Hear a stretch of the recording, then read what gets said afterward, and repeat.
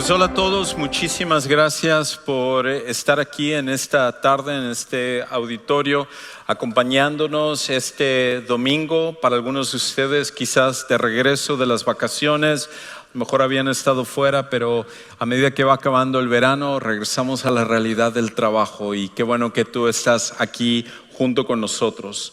Gracias también a aquellos que nos están acompañando a través de nuestras diferentes plataformas sociales por conectarte cada semana o a lo mejor estar viendo este mensaje en un tiempo posterior a la transmisión en vivo. Donde quiera que tú estés, te mandamos un fuerte abrazo y te damos gracias de que nos estás acompañando.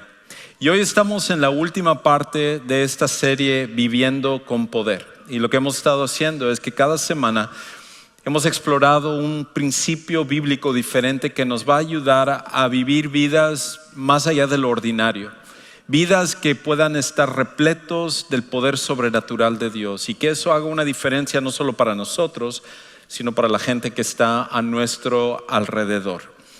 Y el día de hoy vamos a ver quizás el principio más importante de todos los que hemos visto, porque si nosotros logramos vivir de acuerdo a este principio, los demás van a ser mucho más fáciles de que nosotros podamos obedecer y podamos implementar en nuestra vida. Y hoy lo que vamos a hacer es que vamos a hablar acerca del poder del amor de Dios, el poder del amor de Dios.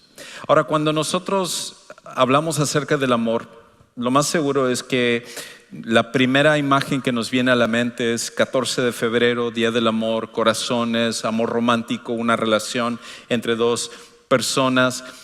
Pero en realidad el amor es mucho más que eso. El amor es algo más profundo que simplemente la relación que comparten un esposo y una esposa. Y tiene que ver específicamente con la persona de Dios. Cuando hablamos acerca del amor, el amor es una descripción de la esencia misma de Dios. De hecho, lo que es increíble es que si nosotros hubiéramos tenido la oportunidad de poder ver la eternidad pasada, cuando no había creación, no había universo, ni siquiera nosotros estábamos existiendo, y pudiéramos ver a Dios, la Trinidad, en la eternidad pasada, lo que nosotros encontraríamos sería un Dios completo en sí mismo, un Dios que no necesita de creación, no necesita de alguna otra cosa, pero lo que está ahí con Él ya es el amor. Ese amor que es la esencia de la persona de Dios. De hecho, creo que esa es la razón por la cual Dios crea, porque Dios no necesita un universo, no necesita seres espirituales como los ángeles que Él creó, no nos necesita a nosotros tampoco. Pero un Dios cuya esencia es el amor, entonces Él quiere crear a otros seres para poder compartir su amor con ellos. Y por lo tanto esa esencia, eso que caracteriza a Dios acerca de una relación de amor, es algo que no solamente Él lo caracterizó en la eternidad pasada, sino que inclusive cuando Jesucristo vino a este mundo, Él lo modeló para nosotros, para que nosotros pudiéramos verlo de primera mano y pudiéramos entender que lo que caracteriza a Dios sobre todas las cosas es su amor.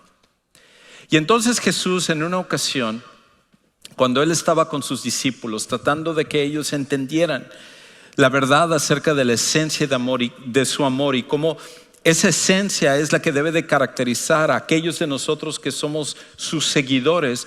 Él estaba tratando de que nosotros también, sus discípulos en su tiempo y ahora nosotros que somos sus discípulos también, pudiéramos ser caracterizados por ese mismo tipo de amor.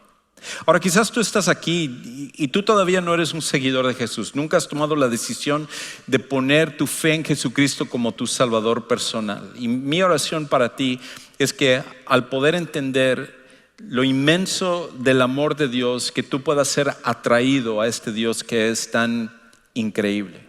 Pero si tú ya eres un seguidor de Jesús, lo que vamos a ver es que esto no es opcional, no es algo que escogemos si lo hacemos o no lo hacemos. El amor debe de ser la característica principal de nuestra vida. Entonces, cuando Jesús les está enseñando acerca de esto, Él les da esta verdad que es para nosotros también, y es esto: que la prueba de que creemos en Jesús es que amamos como Jesús. La prueba de que creemos en Jesús es que amamos como Jesús.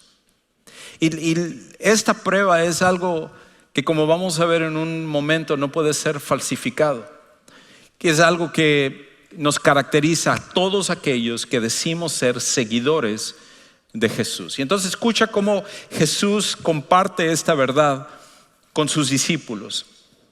Dice en Juan capítulo 13, versículos 34 y 35 lo siguiente. Dice: un mandamiento nuevo les doy. Y pausa ahí un momento. Esto es algo increíble. Esto es una declaración de la divinidad de Jesús, porque solamente Dios puede dar mandamientos. Para los judíos, ellos entendían que a pesar de que tenían 636 leyes, o lo que ellos consideraban mandamientos, habían 10 que estaban encima de todos, que había sido dado por Dios a Moisés, y Moisés lo había llevado al pueblo de Israel. Y estas 10 estaban completas y eran suficientes para todo el pueblo de Israel. Pero Jesús viene y ahora Él dice: les voy a dar un nuevo mandamiento, lo cual es muy osado. ¿Cómo no es suficiente con estos 10 mandamientos? Les voy a dar un nuevo mandamiento más.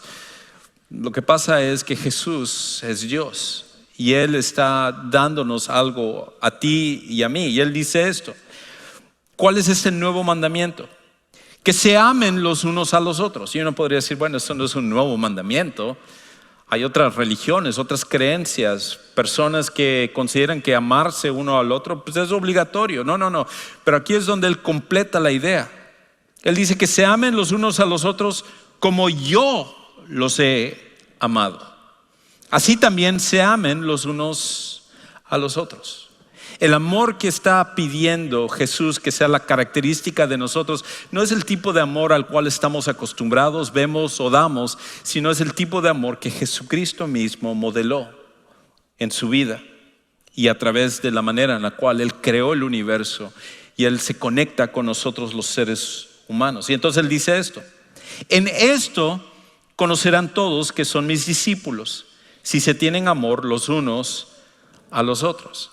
Y es interesante entonces que la evidencia, la prueba, la muestra de que nosotros somos seguidores de Jesús no es nuestro conocimiento, no es simplemente la cantidad de teología que nosotros tenemos, no es la cantidad de Biblia que nosotros hemos memorizado. Yo he tenido la oportunidad de conocer a profesores de la Biblia con una inteligencia increíble, que conocen los idiomas originales, que ellos pueden analizar en el hebreo, en el arameo y en griego todo lo que dice la Biblia, que ellos conocen la Biblia mejor que la gran mayoría de cristianos, y sin embargo ellos no creen que la Biblia es la palabra de Dios o que Jesucristo es el Hijo de Dios. Si Jesús hubiera dicho: el conocimiento es la evidencia, entonces estas personas sería la muestra de que son seguidores de Jesús. Pero Él no dice eso. No es a través de las cosas que hacemos, no es obras de caridad o muestras de misericordia que nosotros podemos hacer que al final es la evidencia o la prueba final de que somos seguidores de Jesús. No es ninguna de esas cosas, porque todas esas cosas pueden ser falsificadas. Todas esas cosas pueden caracterizar a gente no solo en el cristianismo, sino inclusive en otras religiones. Pero hay algo que no puede ser falsificado, y eso es el amor de Dios. El amor de Dios es lo único que no podemos aparentar. El amor de Dios es lo único que no podemos aparentar, es lo único que no podemos falsificar, es lo único que nosotros no podemos mostrar, ese amor que Jesús vino y que Él reveló a nosotros. Nadie puede imitar eso, es solamente Dios haciéndolo en una persona. Y por lo tanto, lo que Jesús desea es de que nosotros podamos ser caracterizados por este tipo de amor. Ahora, la pregunta es: ¿cómo llevamos a cabo esto en nuestras vidas? Porque es difícil, porque el amor es algo que tiene que ser el motivador de quienes nosotros somos. De hecho, es la esencia no solo de la persona de Dios, sino de cada seguidor de Jesús, porque el amor al final El amor de Dios es lo que cambia a las personas. Una de las cosas que yo me he convencido a través del paso de los años como seguidor de Jesús y como pastor es que lo único que puede realmente cambiar la vida de una persona es cuando uno viene a entender, apreciar y tomar el amor de Dios. El temor no es suficiente. El temor es una manera de motivar a la gente, pero no es suficiente.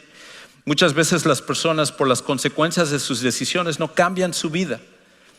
Muchas veces por el temor a lo que va a suceder el día de mañana, no es suficiente para que puedan cambiar. Hay muchas personas, inclusive seguidores de Jesús o gente que ni siquiera son seguidores de Jesús, pero creen que hay un infierno y sin embargo eso no es suficiente para motivarles a cambiar.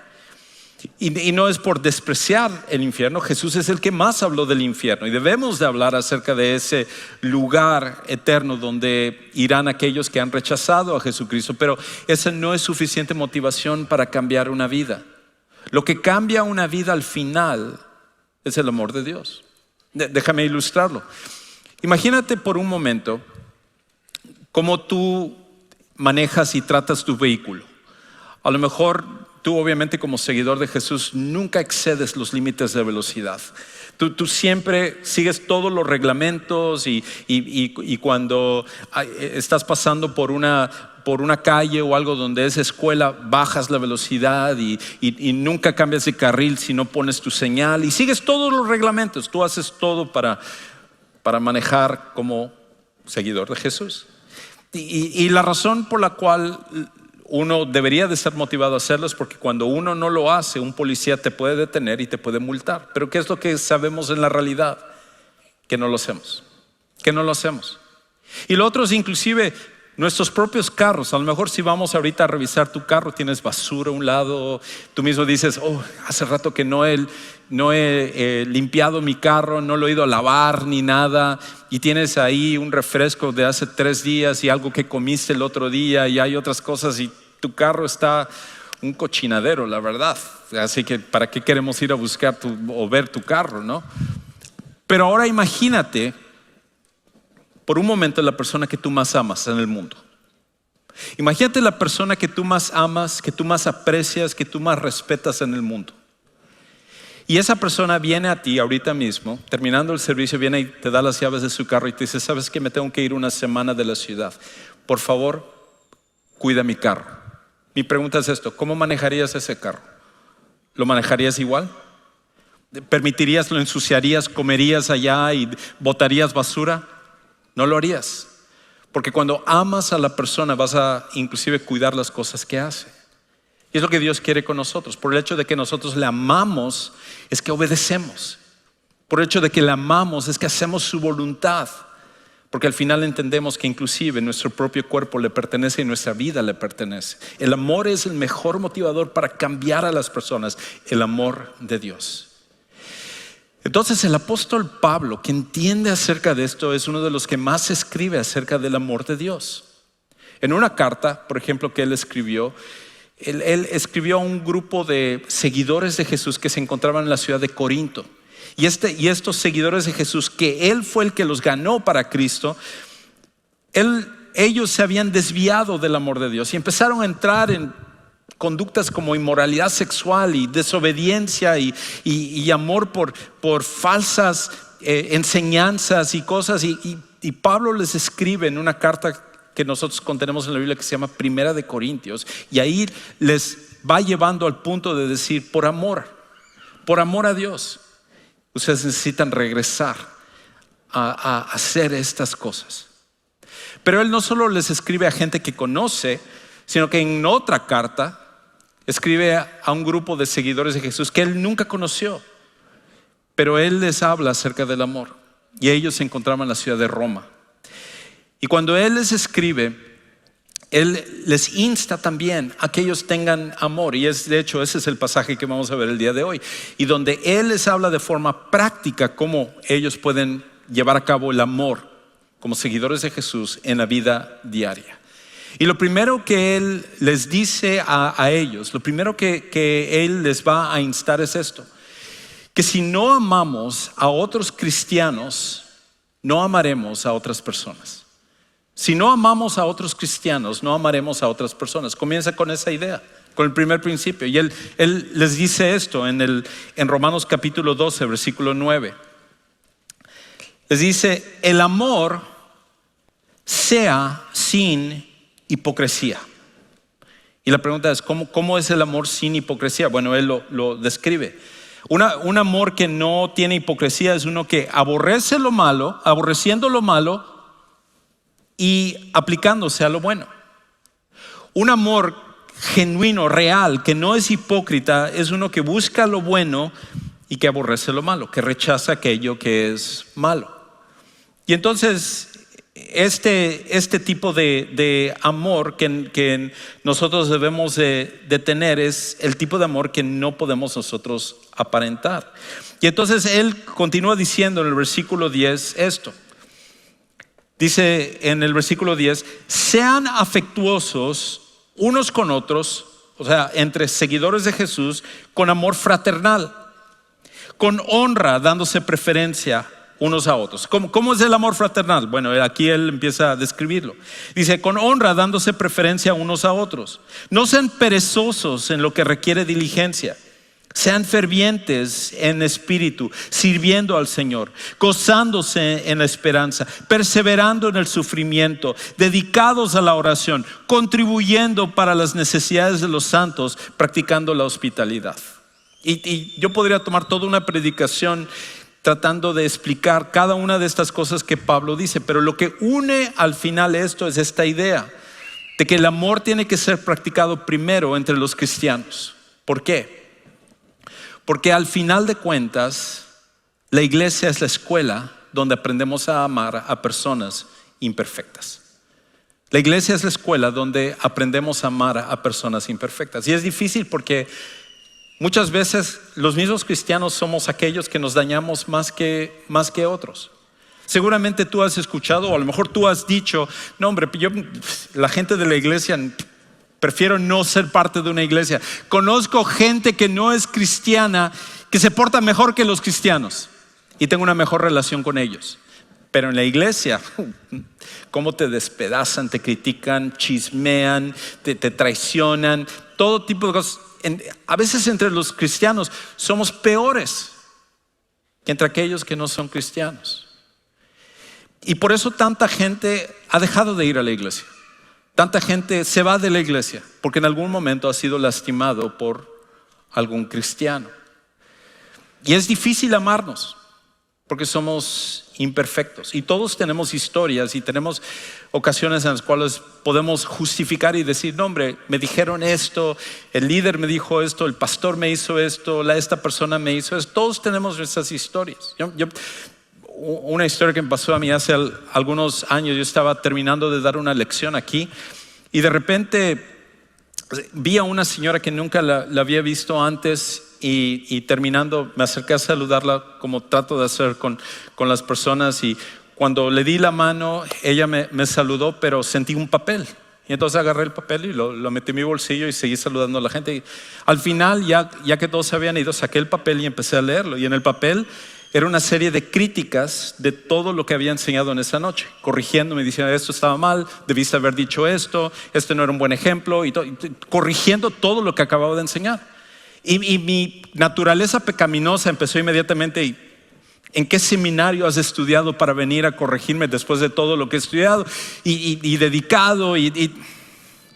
En otra ocasión, hace muchos años, en una iglesia donde trabajaba y servía como uno de los pastores, cada vez que me tocaba predicaba, y terminando la predicación, el pastor principal subía de la iglesia y decía algo así, decía, lo que dijo Juan Carlos fue muy bueno, pero déjenme decirles lo que realmente es importante.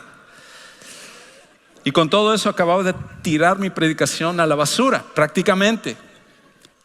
Y esa humillación pública o privada, todos hemos tenido alguna experiencia así, nos cuesta trabajo y decimos, ¿cómo los cristianos, cómo podemos tratarnos de esta manera? Quizás algunos de ustedes nunca han tenido una experiencia así donde alguien les ha lastimado y ustedes dicen, no, Juan Carlos, no sé de qué estás hablando, yo nunca me ha pasado eso. Y quizás la razón es porque tú eres la persona que se tiene que soportar. A lo mejor tú eres el que estás haciendo los problemas a la gente que está a tu alrededor. Pero somos gente imperfecta.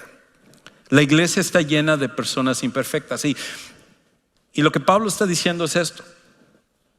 Donde desarrollamos el amor de Dios es entre nosotros primero. Esta es la escuela donde aprendemos a amar. Es parecido al hogar.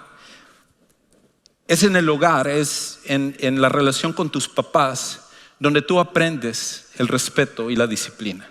Para que de esa manera lo puedes implementar afuera, con maestros, con policías, con un jefe el día de mañana. Aprendes en el hogar para que entonces puedas aplicarlo fuera del hogar. Y lo mismo sucede en la familia de Dios. En la familia de Dios aprendemos a amarnos, aunque nos cuesta trabajo, aunque es difícil, aunque hay personas que son fastidiosas. Muchas veces nosotros somos fastidiosos. Aprendemos en nuestras relaciones porque cuando lo hacemos así, entonces empezamos a estar preparados para hacerlo con los de afuera. Porque este es el problema.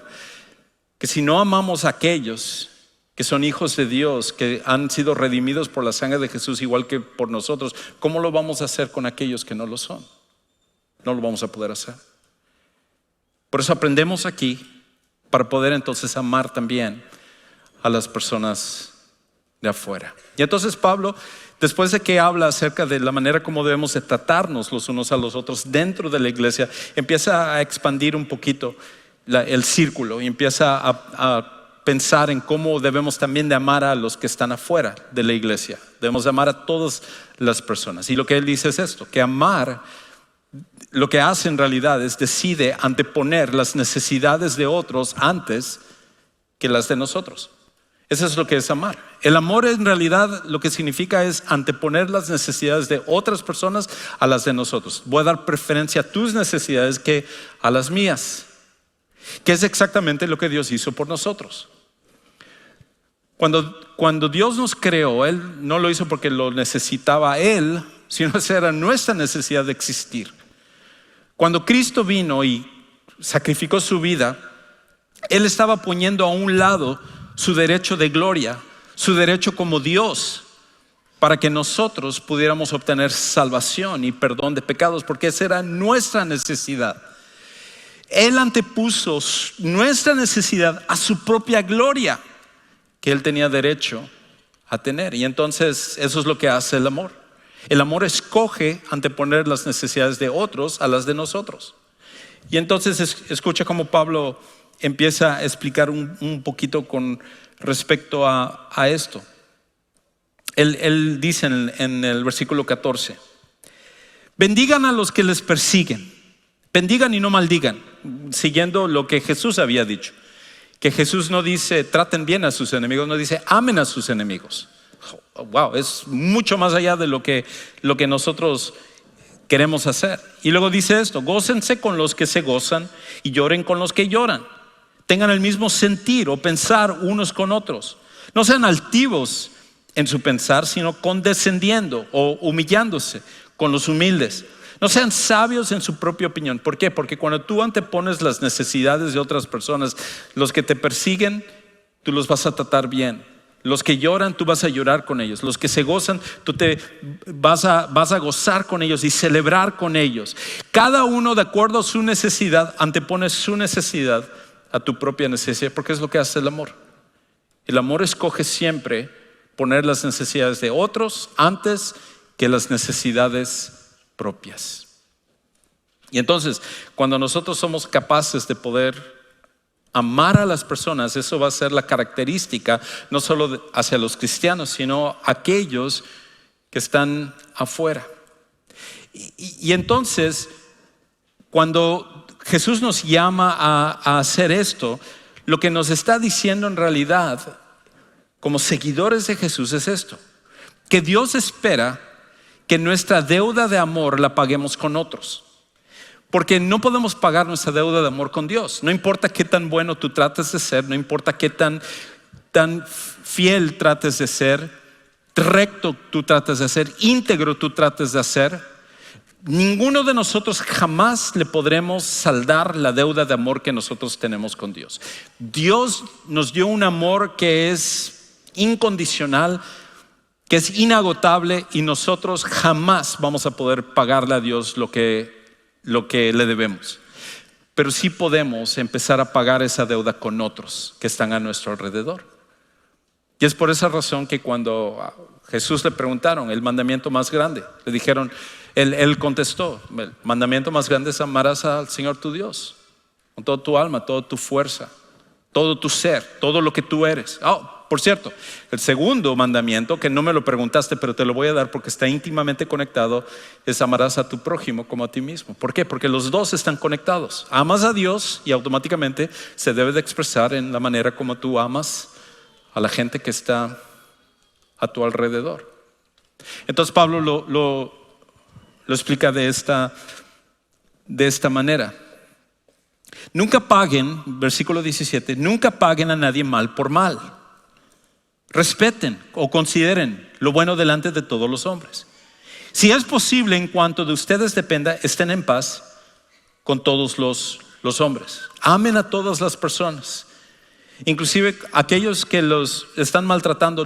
No se pongan ustedes a pelear fuego con fuego. ¿Por qué? Porque cuando tú peleas fuego con fuego, todos salen quemados. Todos salen quemados.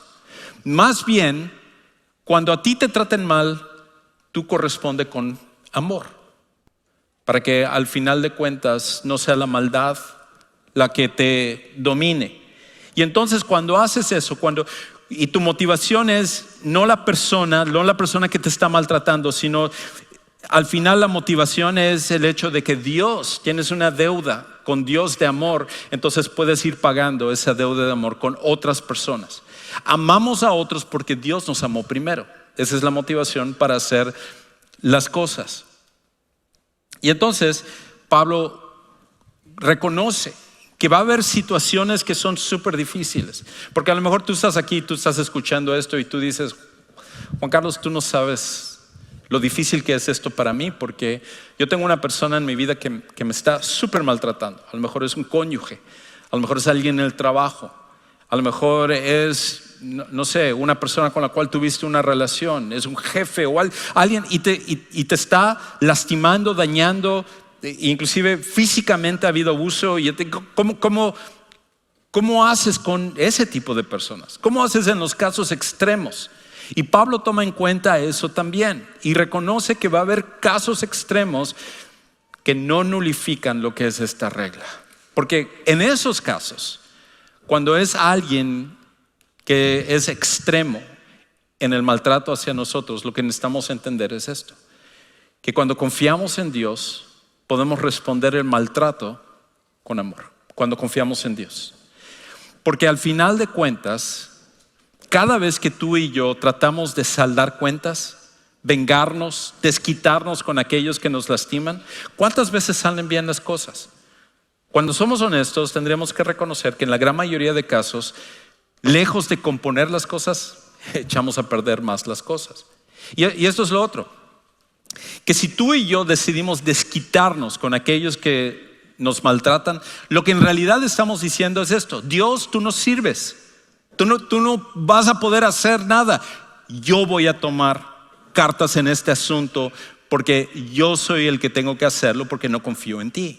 La confianza en Dios es el hecho de que si contestamos a aquellos que nos maltratan con amor, lo que estamos haciendo es apelando para que Dios haga las cosas. Escucha cómo Pablo entonces lo explica. Él dice esto, versículo 19: amados, nunca tomen venganza ustedes mismos, sino den lugar a la ira de Dios. Porque escrito está: mía es la venganza, yo pagaré, dice el Señor. Pero si tu enemigo tiene hambre, dale de comer. Y si tiene sed, dale de beber. Porque haciendo esto, carbones encendidos amontonarás sobre su cabeza. Y hay una serie de opiniones con respecto a qué significa esto. Algunos apelan a que esto era un rito antiguo de los egipcios, de que ellos cargaban en un recipiente carbones, y ese carbón era un recordatorio. El calor, estar incómodos era una forma de reconocer cuando alguien les había tratado bien y no lo merecían. Pero en realidad, estudiando esto un poco más, creo que el amor que está, o más bien los carbones encendidos, es el amor. Porque la gran mayoría de personas están acostumbradas a que cuando maltratan a alguien, el otro les maltrata de regreso. Pero cuando nosotros somos maltratados y contestamos en amor, Dios puede usar eso para traer convicción al corazón y a la vida de una persona. El amor tiene una mayor probabilidad de cambiar a la otra persona que nuestra venganza. Y al final de cuentas, lo que está diciendo es poniendo esto en las manos de Dios para que Dios sea el que se encargue y lo haga de una forma perfecta. Por eso al final, lo que Pablo nos confronta es con esto: que solo podemos escoger ser vencedores con el amor o ser vencidos con el mal. Al final solo hay dos cosas que podemos escoger. Solo podemos escoger ser vencedores con el amor o ser vencidos con el mal. Escucha entonces cómo él termina diciendo esto en el capítulo 12, versículo 21. No seas vencido por el mal, sino vence el mal con el bien. Y cuando él habla del mal y el bien, él lo explicó al principio. Es el amor. El amor es el que escoge lo bueno en vez de escoger lo malo. Y él dice, si ustedes tratan a las personas de la misma manera como son tratados, lo que va a terminar pasando es que la maldad va a tomar el control de sus corazones. La maldad va a estropear sus vidas. Y las personas que cada vez actúan con más maldad se vuelven prisioneros de su ira, se vuelven prisioneros de su frustración, se vuelven prisioneros de la amargura en sus vidas. Nunca podemos pelear el mal con mal, porque el mal entonces va a tomar control de nosotros. Pero cuando nosotros escogemos pelear el mal con el amor de Dios, eso en cambio nos da libertad y nos permite que nuestra vida pueda ser diferente y la vida de la gente que está a nuestro alrededor. Hace algunos años experimenté una de las cosas más increíbles en todo mi tiempo de seguir a Jesús y tiempo de ser pastor. Nuestra iglesia tenía un ministerio donde estamos trabajando en una cárcel de máxima seguridad que se llama Darrington. Ahora ya cambiaron el nombre, es la cárcel de Memorial. Pero en ese tiempo tuvimos la oportunidad, y era una de mis primeras ocasiones en la cual fui para un servicio de bautismos. Entonces, cuando llegué a este lugar, esta cárcel donde nuestra iglesia había estado trabajando junto con otros ministerios, pero principalmente nuestra iglesia, y se les había compartido acerca del amor de Dios, una de las personas que se bautizó era un tipo que me llamó la atención físicamente, porque era como 6'4", lleno de tatuajes, su brazo creo que el doble de mi brazo, y él era una de las personas que se iba a bautizar. Y cuando él entra a la pila de bautismo, él entra con esposas, una cadena, otra cadena en sus pies y todo, porque él era parte en esta cárcel de los que estaban aislados, donde eran lo peor de lo peor.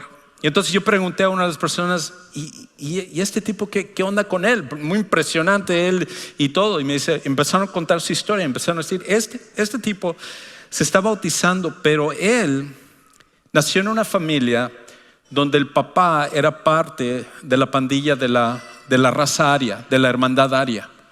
Y ellos odian a todos aquellos que no son blancos, sobre todo a los que son afroamericanos. Y entonces él se crió de esa manera, con un odio hacia ellos, y cuando él ya se volvió un joven, se unió también a la pandilla de la hermandad aria. Inclusive llegó al punto donde mató a gente afroamericana y fue encarcelado. Lo agarraron y él está aquí de por vida en la cárcel. Pero cuando llegamos acá y empezamos a compartir acerca de Jesús, lo que le impactó fue el amor de Dios, y saber que el amor de Dios cambia tu vida. Y cuando él supo lo que Jesús hizo, entonces él aceptó a Jesús como su salvador personal, y él entonces entendió cómo el amor de Dios puede traer libertad. Y entonces, en ese momento, cuando él estaba allá, él no solamente había tomado la decisión de abandonar la pandilla de la cual él había sido parte durante tantos años, exponiendo su vida en el proceso, sino que inclusive en el momento en el cual él fue bautizado, él había pedido específicamente que quería que fuera un pastor afroamericano el que lo bautizara. De hecho, aquí están las fotos de este hombre. Cuando él es bautizado en la parte de abajo, al principio, cuando él entra a la pila de bautismo, y luego en la parte de abajo, celebrando triunfantemente el amor de Dios que puede cambiar inclusive a aquellos que se odian.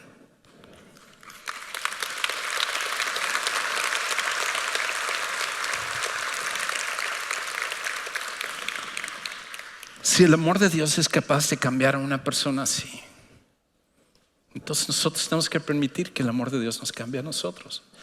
Es nuestra característica, es nuestro sello.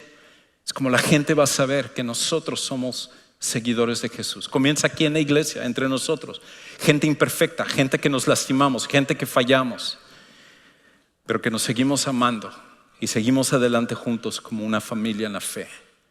Y se extiende hacia aquellos que están afuera e inclusive hacia aquellos que nos lastiman y nos dañan. Porque cuando amamos de esa manera, el poder del amor de Dios cambia vidas de una forma tremenda. Y lejos de volvernos prisioneros de nuestra amargura, de nuestra ira, de nuestro rencor, el amor de Dios nos da libertad y cambia nuestras vidas, la vida de la gente que está a nuestro alrededor. Para algunos de los que están aquí quizás no han iniciado el primer paso de conocer el amor de Jesús, y nos encantaría que hoy tomes esa decisión. Que tal como el amor de Dios puede cambiar a un prisionero como el que acabamos de ver en estas fotos y escuchar, puede cambiar tu vida también donde quiera que tú estés. Y por eso tenemos un lugar que llamamos el Centro de Siguientes Pasos, saliendo por las puertas atrás hacia tu derecha. Gente que está lista ahí para orar por ti, para escucharte, para contestar tus preguntas y guiarte en tomar lo que va a ser la mejor decisión de tu vida. Para otros quizás el siguiente paso es bautizarte, porque entiendes que seguir a Jesús implica obedecerle, y Él es el que dijo que nosotros debemos de bautizarnos cuando somos seguidores de Él. O a lo mejor es conectarte. Donde quiera que tú estés, cualquiera que sea el siguiente paso, queremos ayudarte a que tú lo tomes. Padre Celestial, gracias por tu amor y cómo nos cambia y cómo tú no simplemente nos amas como si fuera una opción, sino que es tu misma esencia. Ayúdanos a nosotros a amar de esa manera, amar como Jesús amó, en cada una de nuestras relaciones, aquí en la iglesia, en nuestros matrimonios, en la relación entre papás e hijos, entre amigos, hasta con nuestros enemigos. Que en todas estas cosas podamos mostrar tu amor. Te alabamos y te bendecimos y te damos gracias por tu Hijo Jesús que hace esto posible. Y es en el nombre de Él que oramos.